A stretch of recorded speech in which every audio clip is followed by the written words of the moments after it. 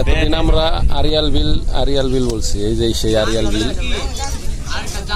বাড়ির কাছে থেকে আরিয়াল বিল কখনো আসিনি, কিন্তু এই আশপাশ দিয়ে কত ঘুরছি, বুঝছেন।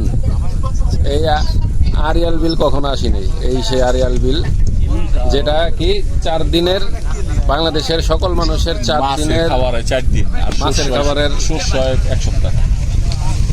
মাছের এখান থেকে যে মাছগুলো আসে সেখান থেকে আপনার পুরো বাংলাদেশের লোকজন 4 দিন খেতে পারে। আর যে ধান হয় শুকনো মৌসুমে, তখন প্রায় 15 দিনের মতো বাংলাদেশের মানুষ, এই 17-18 কোটি মানুষ খেতে পারে এখান থেকে। এই সেই আরিয়াল বিল। যখন শুকায় যায় তখন ধান চাষ হয়। এখন পানির সিজন, এখন মাছ, শাপলা এইসবই পাওয়া যাচ্ছে। সামনের সপ্তাহে আমরা যাবো আবার আরেক বিলে।